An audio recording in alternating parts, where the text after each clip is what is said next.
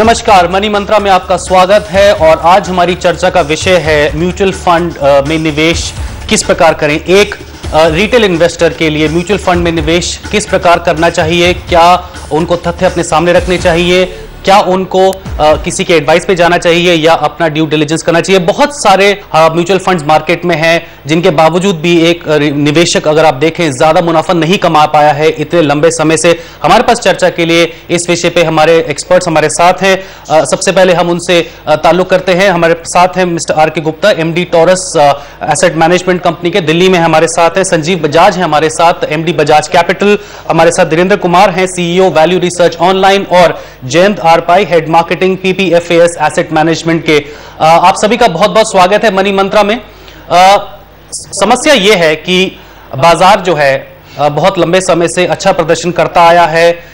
जो निवेशक बाजार में सीधे तरीके से निवेश करते हैं उन्होंने भी पैसा कमाया है, लेकिन म्यूचुअल फंड एक ऐसी कैटेगरी है जिसमें बहुत सारे निवेशक पैसा नहीं कमा पाते हैं। कई सारी वजहें हैं इनकी, उन वजहों को आज हम खुलासा करेंगे। मेरा पहला सवाल आपसे यह है मिस्टर गुप्ता, और फिर मैं संजीव आपसे भी राय जानना चाहूंगा कि वो कौन सी वजह है जिस वजह से म्यूचुअल फंड में एक आम निवेशक पैसा नहीं कमा पाता है। क्या वो उनकी निवेश का तरीका है या बहुत सारे अदर फैक्टर्स हैं जिस वजह से निवेश में उनको मुनाफा नहीं हो पाता है? देखिए, सबसे पहले इम्पोर्टेंट जो इन्वेस्टर की साइकी है वो ये है कि म्यूचुअल फंड्स को भी वो एक तरीके से स्टॉक मार्केट की तरह से ट्रीट करते हैं, और जैसे कि आज खरीदा, एक हफ्ते के बाद या एक महीने के बाद बेच दिया।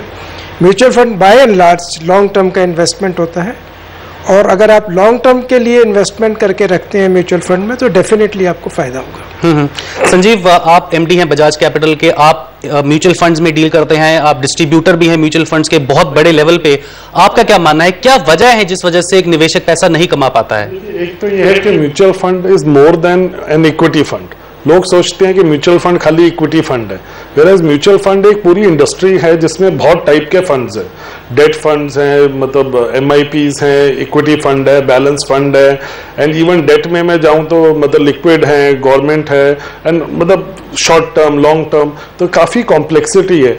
बट ये होता है कि जब एक निवेशक है, हम समझना नहीं चाहते कि हम किस फंड में हमें जाना चाहिए। हमें सबसे ज़रूरी काम है, हमें अपनी नीड एनालाइज करना है कि मेरी नीड क्या है।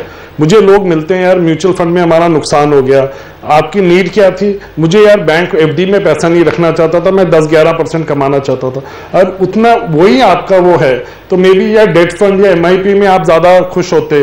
तो एक आदमी की एक नीड होती है, शॉर्ट टर्म कैश फ्लो। मेरे पास 2 महीने के लिए पैसा आया, मैंने घर बेचा था तो मुझे कुछ और लेना था, मैंने 2 महीने के लिए पैसा म्यूचुअल फंड में डाल दिया, मेरा नुकसान हो गया। तो पॉइंट इज कि एक म्यूचुअल फंड भी एक इंडस्ट्री है, बहुत टाइप के फंड्स हैं।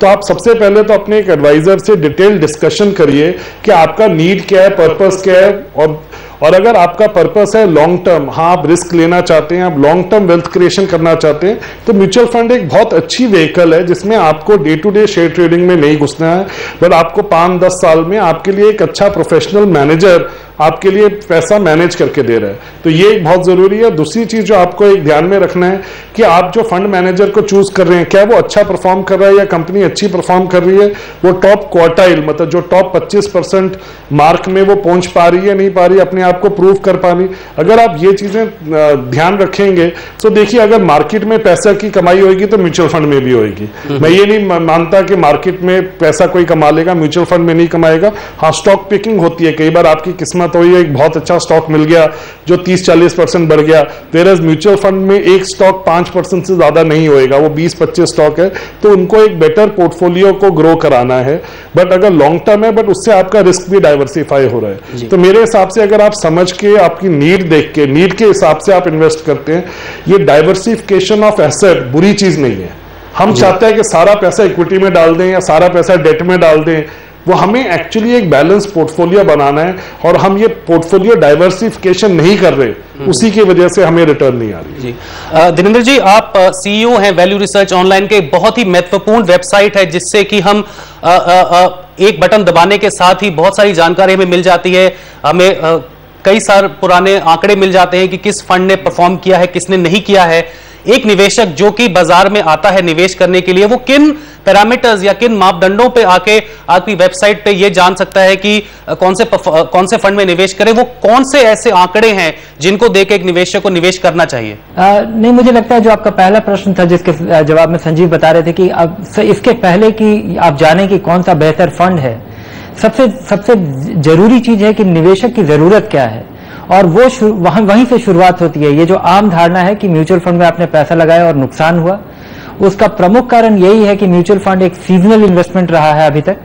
लोग अच्छे बाजार में या जब आसानी से पैसा बन पाता है तो आते हैं, और बड़ी तादाद में आते हैं जब बहुत आसानी से और काफी अपने शिखर पे होता है बाजार, और उसके बाद उन्हें अक्सर निराशा हुई है। पिछले 20 साल से जब से मैं म्यूचुअल फंड को बारीकी से देख रहा हूं, निवेशकों ने हमेशा ऊंचा खरीदा है और सस्ता बेचा है, और उससे बचने का तरीका एक ही है कि आप अपनी जरूरत को पहले आके, इसके पहले कि आप वैल्यू रिसर्च ऑनलाइन पे आए या अपने एडवाइजर से संपर्क करें, अगर आप अपनी जरूरत को पहले आप डिफाइन नहीं करते हैं तो आपकी जरूरत पूरी नहीं हो सकती। आप जब तक आप अपने लिए खुद दिशा निर्धारित नहीं कर लेते कि आपकी जरूरत क्या है, उसके बाद आप उचित कैटेगरी का अगर आप चुनाव करते हैं, वहां पे अगर आपका चुनाव अगर थोड़ा कमजोर भी हुआ तब भी आपको नुकसान नहीं होगा। क्योंकि मुझे लगता है कि जिस तरह से लोग निवेश करते हैं, इक्विटी में निवेश करके और पक्के तरीके से पैसा बनाने का एक ही जरिया है कि आप लंबे समय का पैसा आप इक्विटी में लगाएं, धीरे धीरे लगाएं, गिरे हुए बाजार में जरूर लगाते रहें, और अपनी जरूरत के हिसाब से अपना, और जिस तरह से आप मेथोडिकली लगाते हैं उसी तरह से जब पैसे की जरूरत पड़ने वाली है उसके पहले मेथोडिकली अपना पैसा निकालें।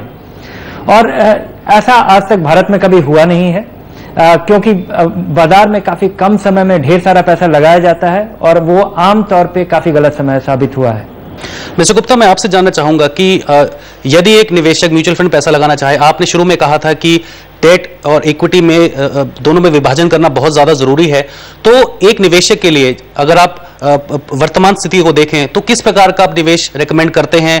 जब ब्याज दरें बढ़ती हैं, ब्याज दरें घटती हैं, तो किस प्रकार से उनको शफल करना चाहिए म्यूचुअल फंड्स में? देखिए, जैसे दोनों कलीग्स ने, मिस्टर धीरेन्द्र कुमार ने, मिस्टर बजाज ने बताया कि सबसे इम्पोर्टेंट आज की ज़रूरत है कि इन्वेस्टर की नीड क्या है, और अगर उसको नीड को वो अपना पहचान लेता है तो मेरे ख्याल में ये एक बहुत ज़रूरी चीज़ है। आपने जो इंटरेस्ट रेट के मूवमेंट की बात की है, जब इंटरेस्ट रेट में एक्सपेक्ट करते हैं कि इंटरेस्ट रेट गिरेगा, तो उस समय जो गिल्ट फंड है उसमें अगर आप इन्वेस्टमेंट करते हैं तो वहाँ पे रिटर्न अच्छा मिलता है। अगर आप शॉर्ट टर्म के लिए इन्वेस्टमेंट करना चाह रहे हैं तो जो डेट फंड्स हैं, खासतौर से लिक्विड फंड है, उसमें आप निवेश करिए। अगर लंबे समय के लिए निवेश करना चाह रहे हैं तो आप इक्विटी में करिए। और सबसे इम्पोर्टेंट ये है कि जैसे धीरेन्द्र कुमार ने कहा कि निवेश जो है आप एक बार में मत करिए, उसको रुक रुक के करिए। आप हर महीने, जैसे आज की डेट में SIP एक बहुत ही एक कॉमन इंस्ट्रूमेंट्स है म्यूचुअल फंड में इन्वेस्टमेंट करने के लिए। अगर इक्विटी में इन्वेस्टमेंट करना है तो SIP एक बहुत अच्छा जरिया है। उससे जो है, अगर आप देखें पिछले कुछ सालों में SIP में रिटर्न्स नेगेटिव आए हैं, बिकॉज मार्केट जो है वो काफ़ी नेगेटिव रही है। लेकिन इस सिचुएशन में जब हम लोग एक्सपेक्ट कर रहे हैं कि आने वाले समय में कैपिटल मार्केट, हमारे जो सेंसेक्स है, अपसाइड मूवमेंट करेगा, तो इस समय निवेश करना SIP में मेरे ख्याल में बिल्कुल एक सही समय है। जयंत, मेरे पास आपके लिए सवाल है। आप मार्केटिंग हेड हैं PPFAS एसेट मैनेजमेंट के। मार्केटिंग के नजरिए से अगर बात करें तो वो कौन सी ऐसी चीज है जो कि एक निवेशक को रोकती है म्यूचुअल फंड में आके निवेश करने से? क्या जानकारी पूरी नहीं मिल पाती है? क्या बाजार जोखिम उनको नहीं पता होते हैं? और आप अपनी तरफ से ऐसा क्या पिच करते हैं जो कि एक म्यूचुअल फंड निवेश के लिए कारगर सिद्ध होता है इन्वेस्टमेंट लाने के लिए? Ashutosh, I can only speak for my fund. See, I've been seeing funds for over 20 years now. I mean, since around 92, I've been seeing funds. So there have been lot of improvements. तो ऐसा नहीं कि mutual funds are not doing their bit, लेकिन जैसे Steve Jobs had said about customers, that many times customers themselves don't know what they want. So हम लोग of course Mr. Bajaj, Dhirendra, they all said that people should know their needs. लेकिन कई बार ऐसे होता है कि लोगों को खुद ये पता नहीं होता है कि उनको क्या चाहिए. You know, they only know that they want returns, but beyond that they require some hand holding, you know, in how to, you know, go about the next step. तो वो उनको ठीक से अभी तक मिल नहीं पा रहा है. And it's not just to do with mutual funds, but it's the entire ecosystem, mutual funds, advisors, everyone. अपनी तरफ से, I mean, my mutual fund as well as many others which I've been seeing since around 2008, you know, कई ऐसे steps लिए हैं सबने to educate the customer. And एक है कि SIPs as a mode of investment, then also to diversify your portfolio, balance portfolio, all these things are happening. लेकिन ज़्यादातर मैंने देखा है कि जब लोग म्यूचुअल फंड या कोई भी दूसरे विकल्प में निवेश करते हैं, वो केवल उनके जो नेबर्स या फ्रेंड्स या जो कलीग्स हैं वो जो कर रहे हैं, they also want to do that. And this applies to gold and even real estate. Real estate you cannot invest in small tranches, but if you see this from around 2007 till now, we are seeing that real estate and gold have done very well, so everybody wants to get into that only. And so irrespective of the efforts that everyone is taking, human greed is such a thing that we cannot, it's a game where the rules keep changing. So ऐसा नहीं कि we are not making efforts, but it's a perennial battle. जी, चलिए ठीक है। Risk जोखिम क्या होता है, क्या किस प्रकार का जोखिम निवेशक फेस करते हैं और किस प्रकार का उनको एक एनालिसिस करना चाहिए, जोखिम के बारे में जानेंगे अपने विशेषज्ञों के साथ। एक छोटा सा ब्रेक लेंगे, अभी लौटेंगे। नमस्कार, मनी मंत्रा में आपका स्वागत है और आज हमारी चर्चा का विषय है म्यूचुअल फंड्स में निवेश कैसे करें। मिस्टर गुप्ता, मैं आपसे जानना चाहूंगा, हमने जोखिम की बात की, एक आम निवेशक के लिए जोखिम क्या है, किस प्रकार के उनको मापदंड इस्तेमाल करने चाहिए अपना जोखिम जांचने के लिए? क्योंकि अगर हम बात करें फाइनेंशियल टर्म्स में तो रिस्क बहुत इंपॉर्टेंट होता है, जिसको हम जोखिम कहते हैं। हर एक निवेशक के लिए जोखिम की परिभाषा अलग है, तो रिस्क और जोखिम को कैसे नापें अगर एक निवेशक हैं तो? देखिए, सबसे इम्पोर्टेंट जो है कि जैसे अभी हमने थोड़ी देर पहले डिस्कस किया था कि आप अपना सेल्फ असेसमेंट करिए। मान लीजिए आपको अपने लड़के की एजुकेशन के लिए आपको पैसा चाहिए, 20 साल के बाद पैसा चाहिए, तो आप जो है उस समय इक्विटी में इन्वेस्ट करिए और 20 साल के लिए करिए इन्वेस्टमेंट, तो 20 साल में आपको अच्छा रिटर्न मिल सकता है। लेकिन अगर आपको अपनी लड़की की शादी करनी है अगले 2-3 सालों में, तो मेरे ख्याल में उस समय इक्विटी में इन्वेस्टमेंट करना बहुत रिस्की है। आप उस समय जो अपने डेट फंड में इन्वेस्टमेंट करिए ताकि आपको एक अच्छा रिटर्न मिले। और सबसे ज़्यादा इम्पॉर्टेंट चीज़ है कि जब आप जोखिम की बात करते हैं तो जोखिम के साथ साथ आपको अपनी टैक्स लाइबिलिटी भी कैलकुलेट करनी पड़ेगी कि आपको टैक्स लाइबिलिटी कितनी आती है, और उसको नज़रअंदाज करते हुए, नज़र में रखते हुए आपको इन्वेस्टमेंट करना है। क्योंकि जो इक्विटी म्यूचुअल फंड्स का जो डिविडेंड आता है वो भी टैक्स फ्री है, डेट फंड्स का जो डिविडेंड आता है वो भी इन्वेस्टर के हाथ में टैक्स फ्री जाता है। लेकिन इसके अगेंस्ट में अगर आप मार्केट में डायरेक्ट पैसा लगाते हैं तो जो कैपिटल एप्रिसिएशन होता है उसमें short term capital gain tax आपको लगता है। बैंक्स में आप पैसा रखते हैं, फिक्स डिपॉजिट के ऊपर भी आपका TDS करता है और वो आपकी इनकम में ऐड होता है। तो ये सारे फैक्टर्स जो हैं ये इन्वेस्टर को ध्यान में रखने चाहिए जबकि वो अपना एक इन्वेस्टमेंट डिसीजन करता है। तो ये सारे फैक्टर मिला करके एक तरीके से एक रिस्क एपिटाइट किसका कितना है, वो कितने पीरियड के लिए इन्वेस्टमेंट करना चाहता है, क्या रिटर्न चाहता है, और ख़ास तौर से सबसे इम्पोर्टेंट ये है कि इक्विटी में जब इन्वेस्टमेंट कर रहा है तो he should be mentally prepared कि उसको लॉस भी हो सकता है।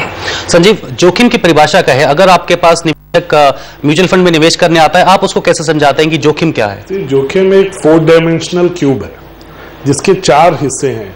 और देखिए, आज की डेट में एक बहुत पुराना जो वॉरेन बफे के गुरु थे उन्होंने भी कहा था, एक रिस्क एंड रिटर्न की पैरिटी होती है। जितना ज्यादा रिस्क लोगे उतनी ज्यादा रिटर्न पा सकते हो, और जितनी ज्यादा रिटर्न चाहिए उतना ज्यादा आपको रिस्क लेना पड़ेगा। तो हमें एक रिस्क लेना पड़ता है एक रिटर्न के लिए। मैं जैसे एग्जांपल देता हूं कि अगर जैसे कोई आदमी बहुत ही अमीर है, जिसको एंडोमेंट कहते हैं कि इनके पास बिल गेट्स के पास करोड़ बिलियंस ऑफ डॉलर की एंडोमेंट है। अब जो एंडोमेंट फंड्स होते हैं वो कभी इक्विटी में इन्वेस्ट नहीं करते, बिकॉज जो उनको डेट का ही इंटरेस्ट रेट से इतना अच्छा हो जाता है कि उनके सारे खर्चे और नीड मीट हो जाती है। बट जैसे हमारी इनकम कम होती है और हमारे गोल ज़्यादा हैं, हमारे ड्रीम बिगर हैं, तो हमें उसमें एक रिस्क लेना पड़ता है। देखिए, इसमें सबसे अच्छा होता है कि जैसे अगर हम लॉन्ग टर्म है हमारे पास, तो हमें देखना है कि हमारी नीड क्या है। हमारी नीड है कि यार हमें आज की डेट में अगर बच्चे की शादी करनी है तो 15 लाख रुपए चाहिए। 20 साल बाद ये अमाउंट 1.5 करोड़ हो जाएगा। 1.5 करोड़ सेव करना है और 8% पे ग्रो करना है, तो आज मुझे 15,000 रुपये देने हैं। हाँ यार, 15,000 रुपये तो मैं नहीं दे सकता। मैं कितना दे सकता हूँ? मैं 5,000 दे सकता हूँ। 5,000 देता हूँ तो मुझे कम से कम 13% की रिटर्न चाहिए। 13% की रिटर्न का मतलब है कि ठीक है, आपको अगर इक्विटी में 15% की आती है डेट में, तो आपको करीब 70% इक्विटी 20% डेट पे जाना पड़ेगा या 30% डेट पे। तो एक आपको अपना एक ट्राइंगल मैट्रिक्स बनाना पड़ता है, और जिसमें एक स्टैटिस्टिकल स्टडीज अवेलेबल हैं कि over a period of time किस प्रोडक्ट का क्या रिस्क है, गोल्ड का क्या रिस्क है, इक्विटी का क्या रिस्क है, डेट का क्या रिस्क है, और आपको इससे प्ले अराउंड करना है। और रिस्क भी चेंज हो जाता है, जैसे लोग बोलते हैं इक्विटी रिस्की है, शॉर्ट टर्म में रिस्की है, बट लॉन्ग टर्म में इक्विटी काफी स्टेबल रिटर्न दे सकती है। अगर आपका टाइम होराइजन लंबा है तो सेम जो रिस्क है वो कम हो जाता है। सेम चीज है कि अगर गोल्ड है, गोल्ड में आपका टाइम होराइजन बहुत लंबा हो जाएगा तो रिस्क मेरे हिसाब से थोड़ा बढ़ जाएगा, बिकॉज उसमें एक मतलब एक अलग वैल्यू है। तो सेम चीज होती है कि जैसे अगर हम होराइजन के हिसाब से रिस्क भी बढ़ता या घटता जाता है। बट एक मैं आपको ये बोलूंगा कि जो आपका एडवाइजर है, ये मैं सबको अपने सारे क्लाइंट्स को बोलता हूं, वो आपका एक CFO है। आप ये मत सोचो मैं इंडिविजुअल हूं, आप सोचो मेरा पैसा अगर मेरा लाख रुपए भी है, मैं अपनी कंपनी का CEO और मेरा जो एडवाइजर है मेरा CFO है, और अपने CFO से काम कराओ। एक आदमी को सबसे स्ट्रॉन्गेस्ट पावरफुल टूल भगवान ने दिया है कॉमन सेंस। उसको बोलो कि मेरे को एक्सप्लेन कर, जो तू प्रोडक्ट बोल रहा है क्यों करूं, और क्या प्रोडक्ट हैं, कैसे करूं, इसमें मेरा क्या रिस्क है, मैं कैसे करना, मेरे नीड क्या। जब हम एक बार डिस्कशन में डिबेट करते हैं तो हम एक इन्फॉर्म्ड इन्वेस्टर बन जाते हैं, और एक इन्फॉर्म्ड इन्वेस्टर किसी भी मार्केट में पैसा कमा सकता है। धीरेन्द्र, काफी समय हम ये देखते हैं कि म्यूचुअल फंड में निवेश करते समय पास्ट परफॉर्मेंस को बहुत बड़ा एक मापदंड दिया जाता है आगे निवेश करने के लिए। तो अगर हम पिछले 5 साल के आंकड़े उठा के देखें तो जो फंड्स अच्छा कर रहे हैं, एक तरह से ये हमारा रुझान उन फंड्स की तरफ ही होता है कि हम इन्हीं में निवेश करें, ये मान के कि वही फंड्स जो हैं लंबे समय की अवधि में अच्छे करते रहेंगे। क्या ये सही तथ्य है, या निवेशकों को अपना खुद का एक असेसमेंट करना चाहिए? क्या पिछला परफॉर्मेंस एक मापदंड है फ्यूचर परफॉर्मेंस के लिए?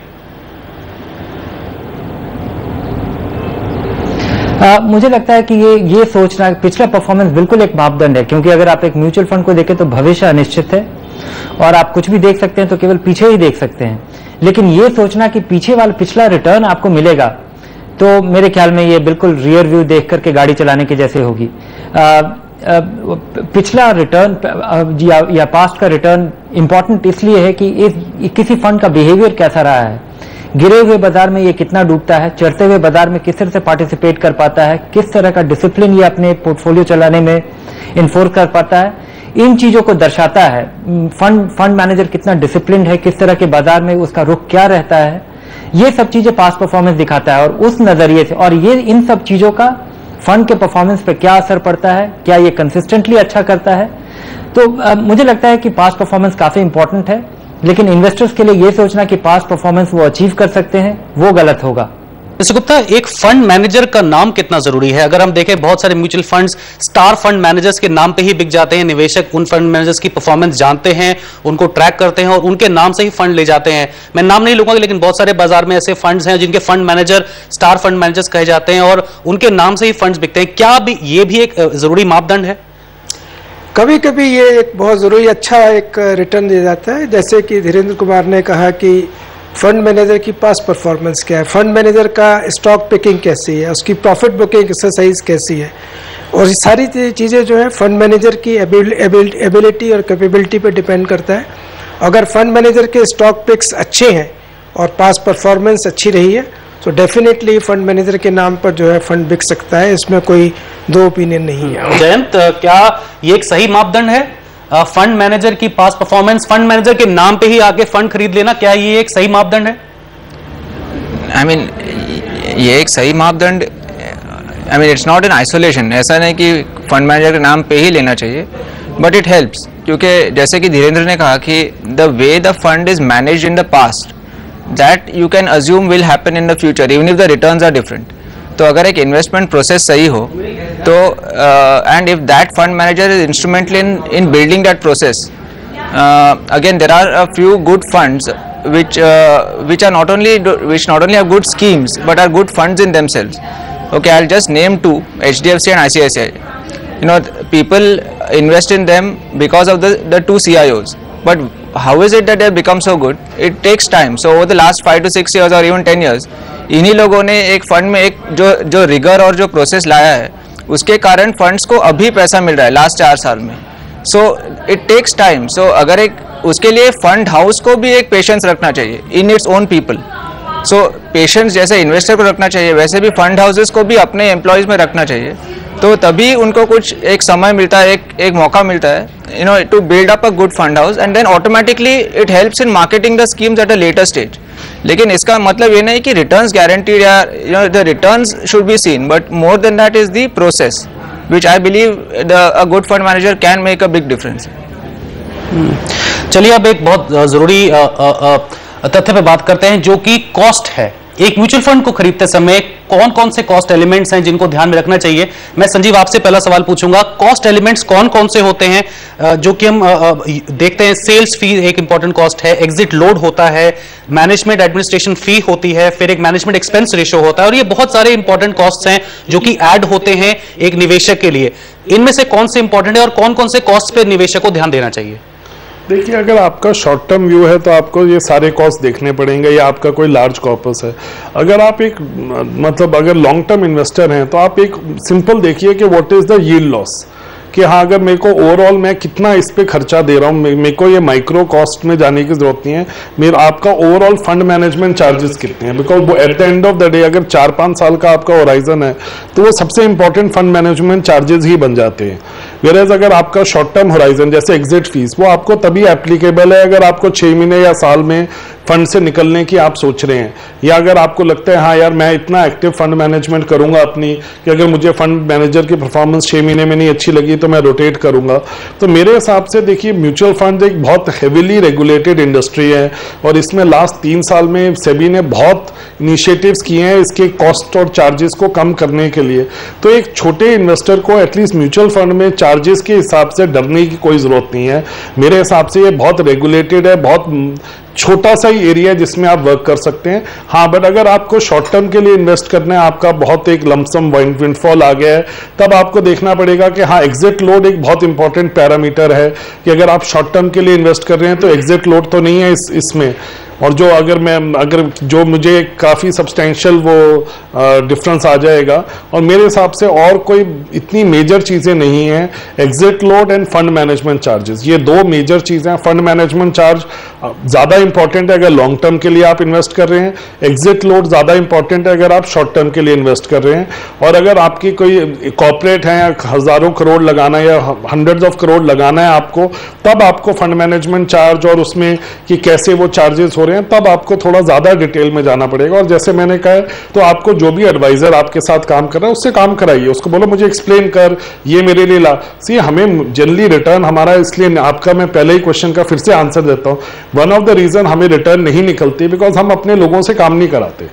जिस अगर हम किसी म्यूचुअल फंड एडवाइजर या किसी से भी काम कर रहे हैं, अगर उससे मेहनत कराएं, उसको बोले यार दिखा, एक्सप्लेन कर क्या टाइप के फंड है, क्यों फंड है, मैं क्यों इस फंड में जाऊं, डेट फंड कितने टाइप के हैं और मेरे लिए क्यों राइट है, थोड़ा सा हम क्विज करें, थोड़ी प्रेशर करें. हाँ हमारे 2-3 घंटे लग जाएंगे, बट हमारी नॉलेज और हमारी एक कॉन्फिडेंस काफ़ी बढ़ जाएगा.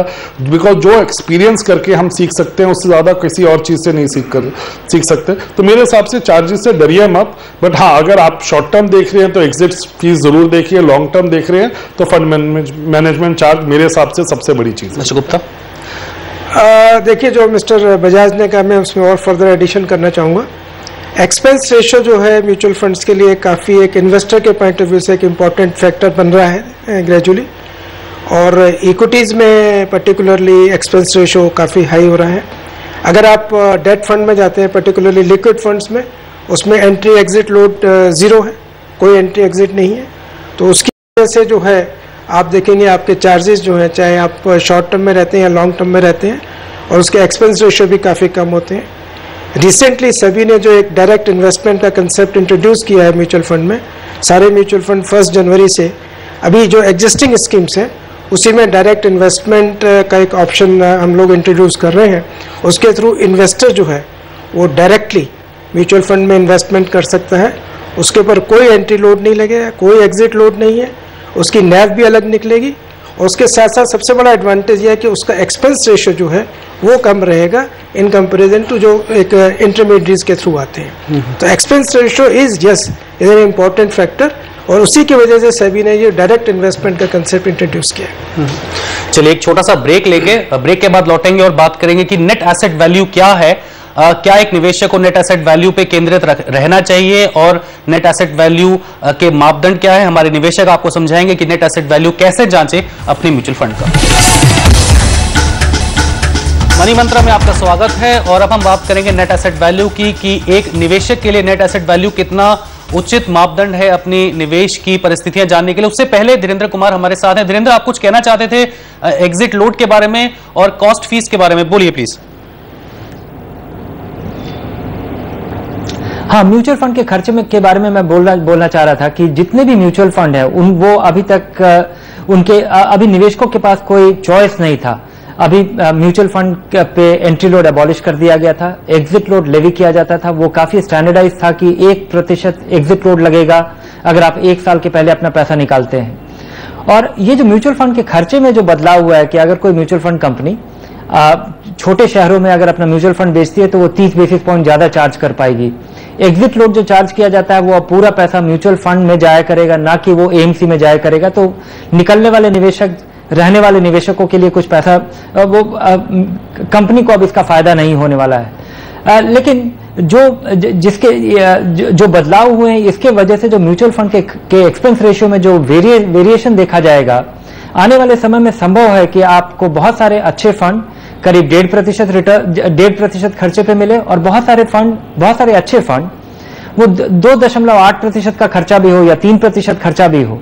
तो निवेशकों के लिए अभी तक जो एक्सपेंस रेशियो एक वेरिएबल चीज नहीं था, अभी तक निवेशक उसके बारे में चिंता किए बगैर निवेश कर सकता था क्योंकि अधिकतर फंड के खर्चे करीब करीब बराबर थे। आने वाले समय में यहाँ पे बहुत बड़ा बदलाव देखा जाएगा और अगर आप लंबे समय के निवेशक हैं तो ये खर्चा एक बहुत बड़ा डिफरेंशिएटर होगा।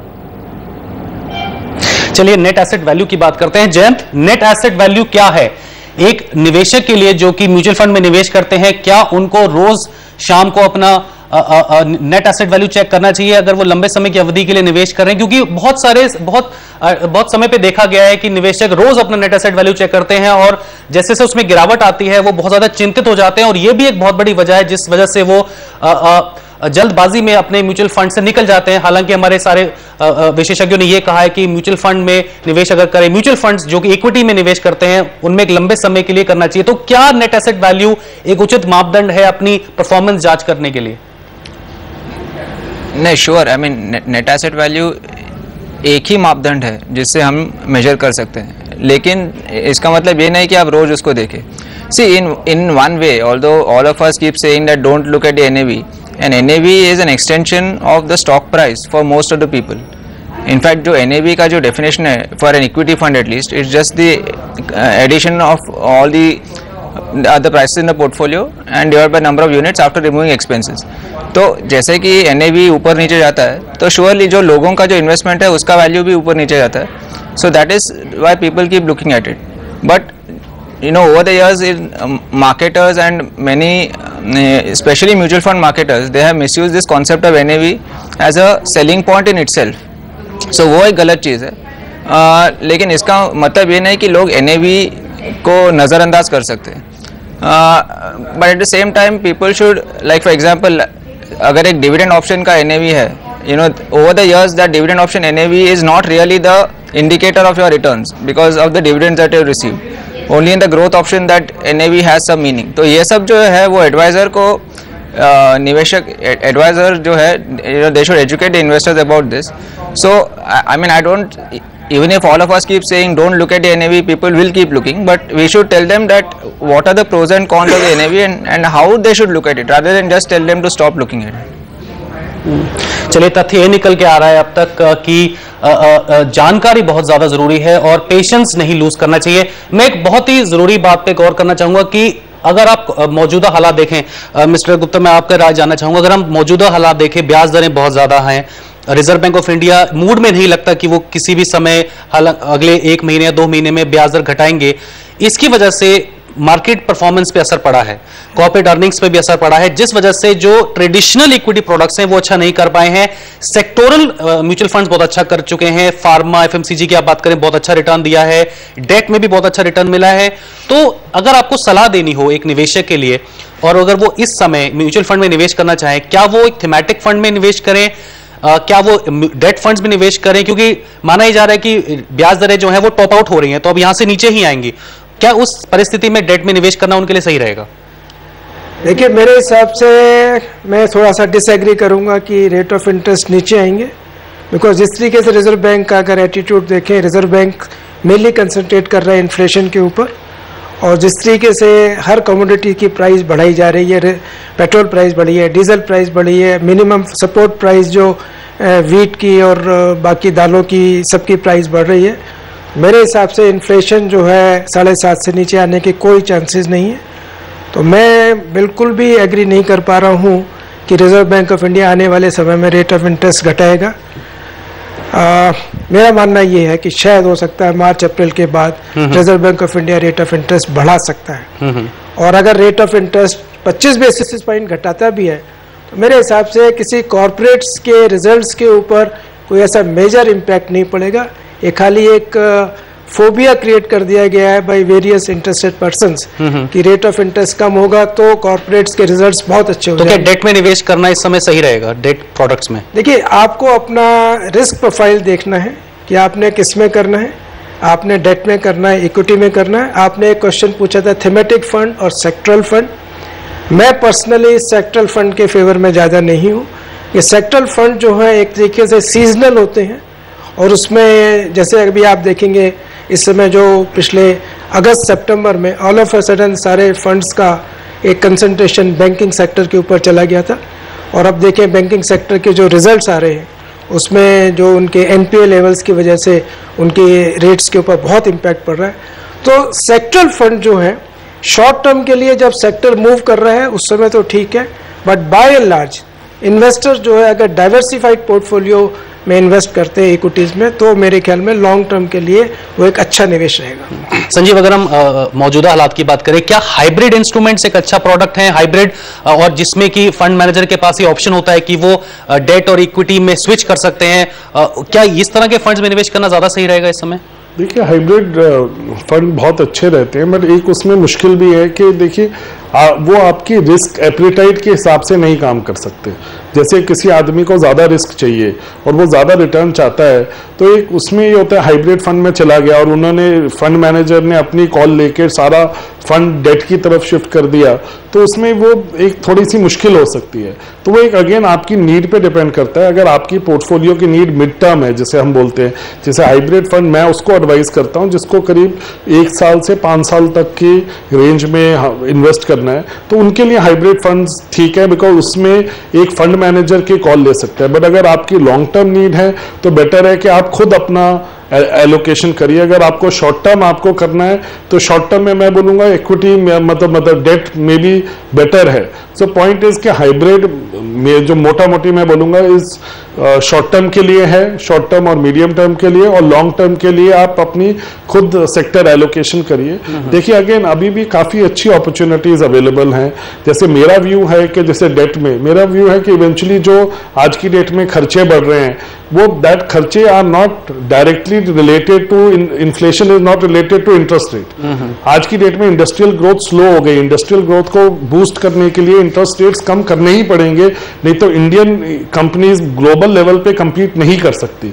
और आज की डेट में कंपटीशन बढ़ रहा है। आज की डेट में हमारे यहाँ पे कमोडिटी लेड इन्फ्लेशन है कि जैसे पेट्रोल की प्राइस बढ़ गई तो बाकी उसकी वजह से इफेक्ट आ गया। तो मेरे हिसाब से डेट में अभी भी सिनेरियो अच्छा है, थोड़ी सी उसमें गिरावट आ सकती है। तो मतलब मेरा कॉल है कि आज की डेट में भी अगर आप बैंक एफडी से बेटर मैं डेट फंड समझूंगा। धीरेन्द्र, मैं आपकी राय जानना चाहूंगा, अगर आप मौजूदा स्थिति में जो फंड्स अवेलेबल हैं मार्केट में, अगर आप उनकी बात करें, mid cap funds, large cap funds, pure equity funds, diversified balanced funds, बहुत सारे फंड्स हैं, बहुत तरह से ऑप्शंस अवेलेबल हैं म्यूचुअल फंड निवेशक के लिए। मौजूदा हालात में आप किस प्रकार का एक निवेश रेकमेंड करेंगे एक निवेशक के लिए? क्या वो बैलेंस्ड में जाएं, क्या वो डायनामिक फंड में जाएं, क्या वो हाइब्रिड में जिसमें फंड मैनेजर्स के पास एक फ्लेक्सिबिलिटी होती है डेट से इक्विटी में स्विच करने की? नहीं, जितने तरीके के म्यूचुअल फंड है उससे म्यूचुअल फंड निवेशकों की जिंदगी काफी मुश्किल होती है और उसमें चुनाव कर पाना और किस तरह के फंड में चुनाव करें, सबसे पहले ये चुनाव ये आपके लिए बहुत बड़ी मुश्किल पैदा करता है और ये कर पाना बड़ा आसान नहीं है। लेकिन मेरी सलाह होगी कि एक आम निवेशक के लिए अगर वो अपना अप्रोच अगर सिंपल रखे, अगर आप पहली बार म्यूचुअल फंड में निवेश कर रहे हैं और आपका उद्देश्य है कि 4-5 साल के अवधि में या उससे ज्यादा में आपको स्टेबिलिटी के साथ ग्रोथ चाहिए, तो एक बैलेंस फंड का चुनाव करें, हर महीने लगातार पैसा लगाएं।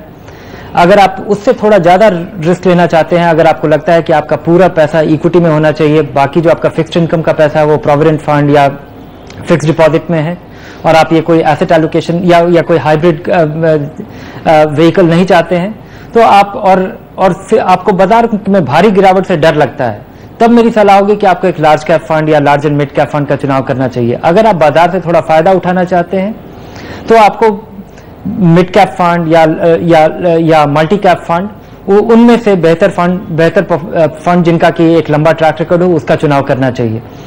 अगर आप नुकसान नहीं झेल सकते हैं तो आपको फिक्स्ड इनकम फंड्स में होना चाहिए और वो पैसा, और अगर आप टैक्स नहीं पे करते तो मुझे लगता है कि आपको फिक्स्ड इनकम फंड में पैसा नहीं लगाना चाहिए, क्योंकि अगर आप बैंक में पैसा लगाएं और अगर आप टैक्स पे नहीं है तो वहां पे जो आपको रिटर्न मिलता है और जिस सुविधा से मिलता है और जिस तरह से आपको इस झंझटों से दूर रहना है कि आपको कोई चुनाव नहीं करना है, वो जो आपको रिटर्न मिलेगा वो किसी फिक्स्ड इनकम से बुरा नहीं होगा। हाँ, फिक्स्ड इनकम फंड थोड़ा ज्यादा लिक्विड है, अगर काफी कम समय के लिए आपको पैसा लगाना है तब आप फिक्स्ड इनकम फंड का चुनाव कर सकते हैं।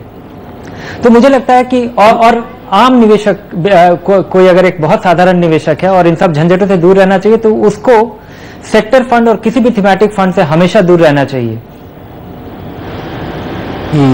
ईटीएफ्स की मैं बात करना चाहूंगा, एक्सचेंज ट्रेडेड फंड्स कहते हैं इनको, बहुत ज्यादा पॉपुलर हो गए हैं। जयंत, आपका क्या सुझाव, आप क्या बोलेंगे इस विषय में? ईटीएफ्स क्या हैं और उनकी बढ़ती पॉपुलैरिटी के पीछे वजह क्या है? नहीं आशुतोष, एक्चुअली जो ईटीएफ जो पॉपुलर हो रहे हैं वो केवल गोल्ड ईटीएफ से हो रहे हैं। Other than that there are many ETFs in India for over a decade but they are not caught on. So ETFs or usually ETFs for the equity part at least is they are a proxy to index funds, so because they track the index. So ETFs worldwide, why they have caught on is that say around 20 years back the expense ratios for index funds was very high. So ETFs were devised as a lower cost way of taking part in the market, and over the years they have caught on more as a trading vehicle rather than a long term investment vehicle, although it can surely double up as that. India में actually क्योंकि I mean there are a few fund houses dedicated to ETFs, say अभी Goldman Sachs and say Motilal, उनको छोड़ के बाकी जो भी fund houses है they have not really given much importance to ETFs. और so I mean I feel, मेरी राय में ETFs एक बहुत ही अच्छा जरिया है to take part in the market for a pure as a proxy to index fund. अगर index fund में निवेश नहीं करना चाहते हो तो इसमें कर सकते हो, लेकिन I mean it's for a different set of investors. तो I feel जो भी निवेशक जो अभी हाल ही में शुरू कर रहे हैं उनके लिए either a large cap diversified equity fund or even an index fund to begin with could be better rather than doing it through ETFs, because in India ETFs do not have much liquidity at all. चलिए ठीक है, एक छोटा सा break लेंगे यहाँ पर, break के बाद लौटेंगे और अपने विशेषज्ञों से ये जानेंगे कि और निवेशक और कौन कौन से मापदंडों को इस्तेमाल करें म्यूचुअल फंड्स में निवेश करने के लिए। क्या सरकार ने जो हाल फिलहाल में नीतियां बनाई हैं, क्या उनसे म्यूचुअल फंड क्षेत्र में निवेश बढ़ेगा या नहीं? मनी मंत्र में आपका स्वागत है और हमारे विशेषज्ञ हमारे साथ हैं। चर्चा का विषय है कि म्यूचुअल फंड में निवेश कैसे करें। अब मिस्टर गुप्ता, मैं आपसे जानना चाहूंगा कि सेबी ने कुछ नॉर्म्स चेंज किए हैं, काफी हद तक निवेशकों के लिए एक राहत आई है। सरकार ने भी Rajiv Gandhi equity saving scheme launch किया है, जिनसे उम्मीद ये की जा रही है कि म्यूचुअल फंड क्षेत्र में निवेश बढ़ेगा, लेकिन नहीं बढ़ रहा है। पिछले अगर आप 3 से 4 साल के आंकड़े उठा के देखें तो बहुत कम निवेश है। As a matter of fact निवेशकों ने पैसा निकाला ही है म्यूचुअल फंड से। वो ऐसी कौन सी चीजें हैं जो जरूरी है इस समय ताकि निवेश बढ़े? देखिए, सबसे ज्यादा इंपॉर्टेंट चीज निवेशक के लिए है रिटर्न। पिछले 3-4 सालों में जैसे आपने कहा कि हमारी जो कैपिटल मार्केट है वो ऐसी अच्छी मूवमेंट नहीं दिखाया, तो उसकी वजह से जो निवेशक है उनको रिटर्न सबको नेगेटिव मिला है। तो एक तरीके से जब तक कि निवेशक को एक रिटर्न अच्छा नहीं मिलेगा वो दोबारा से इन्वेस्टमेंट करने में काफ़ी हेजिटेंट होते हैं। और अगर आप देखें कि जिस तरीके से इंडियन इन्वेस्टर की साइकी है, वो क्या करते हैं, जब हमारी मार्केट बहुत ऊपर होगी या म्यूचुअल फंड्स की परफॉर्मेंस काफ़ी अच्छी होंगी तब वो रिटर्न करते हैं।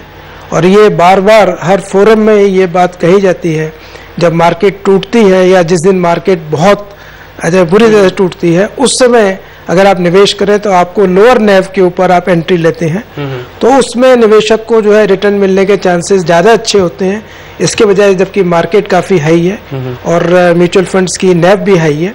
तो बेसिकली इन्वेस्टर को भी थोड़ा बहुत नेव मैनेजमेंट के ऊपर ध्यान देना चाहिए निवेश करने से पहले, वो उसके लिए इम्पोर्टेंट है। संजीव, आप डिस्ट्रीब्यूटर हैं, बहुत बड़े स्केल पे डिस्ट्रीब्यूशन करते हैं, रेगुलेशन में क्या चेंजेस चाहिए जिससे कि म्यूचुअल फंड्स को आप एक बड़े लेवल पे बेच सके और म्यूचुअल फंड्स में निवेश बढ़े? जल्दी से अगर आप अपनी राय दे सकें। देखिए, मैं ये बोलूंगा जो जितनी चेंजेस आई हैं उसमें कई पॉजिटिव हैं, कई नेगेटिव हैं। तो एक ऐसे है कि हमें, तो मेरे हिसाब से ओवरऑल, लेकिन डिस्ट्रीब्यूटर्स के लिए थोड़ा सा नेगेटिव ही रहा है। डिस्ट्रीब्यूटर्स के लिए थोड़ा सा नेगेटिव ही रहा है। तो बट आज की डेट में आपको डिस्ट्रीब्यूटर्स को स्ट्रेंथन करना पड़ेगा और फाइनेंशियल प्लानिंग प्रोफेशन को स्ट्रेंथन करना पड़ेगा। बिकॉज अगर अच्छे एडवाइजर हैं जो एक नीड समझ के राइट एडवाइस देके एक सिस्टमैटिक मैनर में म्यूचुअल फंड्स में इन्वेस्टमेंट करा पाए, तभी ये मार्केट बढ़ेगी। बिकॉज हमने जैसे जब न्यू पेंशन स्कीम में डिस्कशन हुई है, अगर आप लो कॉस्ट कर दो तो उससे पैसा नहीं आता। पैसा तब आता है अगर आपके पास एक एजुकेटेड फ्रेटर्निटी है जो लोगों को एक इंस्ट्रूमेंट के बारे में एजुकेट करते हैं और सिस्टमैटिक और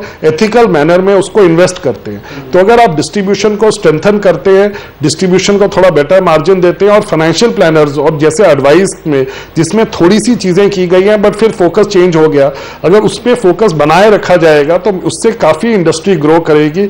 मेरे हिसाब से सबसे इंपॉर्टेंट निर्वाणा है फाइनेंशियल प्लानिंग। अगर फाइनेंशियल प्लानिंग आप बढ़ाएंगे तो म्यूचुअल फंड पूरी इंडस्ट्री बहुत ज्यादा बढ़ेगी। बिकॉज अगर एक सिस्टमैटिक मैनर में लॉन्ग टर्म पैसा आ रहा है, वो ही निर्वाणा है। धीरेन्द्र, वो ऐसे कौन से रूल्स हैं जो चेंज करने चाहिए सरकार की तरफ से, सेबी की तरफ से, ताकि म्यूचुअल फंड्स में निवेश बढ़े? नहीं, मुझे नहीं लगता है कि किसी और नियम के बदलाव की जरूरत है।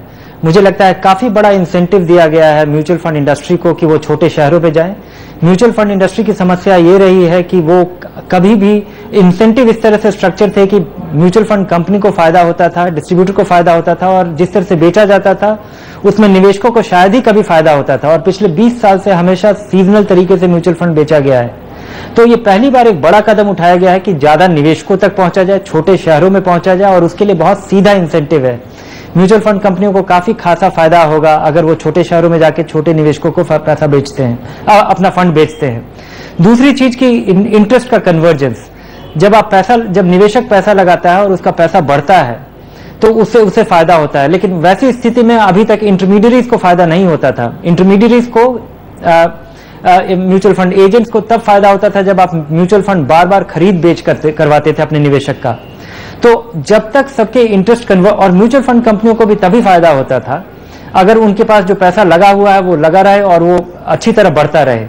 लेकिन चूंकि और इस तरह का कन्वर्जेंस पहले संभव नहीं था, और जिस तरह का इंसेंटिव दिया गया है इससे एक स्ट्रांग कन्वर्जेंस की संभावना है।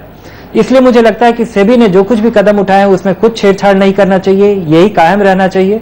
और मेरे ख्याल में 1-1.5 साल में इसका हमें नतीजा आएगा। जैसा गुप्ता साहब बता रहे थे कि जब तक बाजार में उछाल नहीं आएगा, रिटर्न सबसे बड़ा ड्राइवर है। पिछले 5 साल में बाजार हमारा कहीं नहीं गया।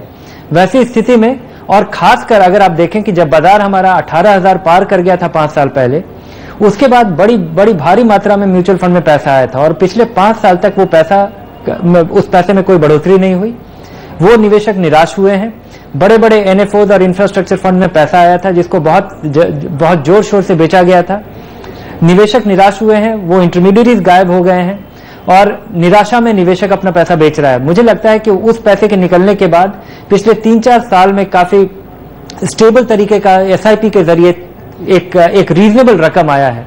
वो निवेशक मुझे लगता है कि म्यूचुअल फंड इंडस्ट्री के लिए एक बहुत बड़े ओपिनियन लीडर साबित होंगे कि जिन्होंने लगातार बाजार में पैसा लगाया और उससे उन्हें फायदा हुआ है, और वो इस वर्ड को भी स्प्रेड कर पाएंगे, और बाजार में मामूली उछाल काफी निवेशकों के लिए खुशहाली ला सकती है। तो चर्चा का सार यह है कि सोच समझकर निवेश करें, अपने फाइनेंशियल प्लानर की एडवाइस पे निवेश करें, बाजार जोखिमों के अधीन रह के निवेश करें तो आपको जरूर मुनाफा होगा। और उम्मीद यह करते हैं कि यह दिवाली आपके लिए खुशहाली लाएगी। मनी मंत्रा पे इतना ही। हम इसी तरह के और टॉपिक्स आपके लिए लाते रहेंगे मनी मंत्रा पे।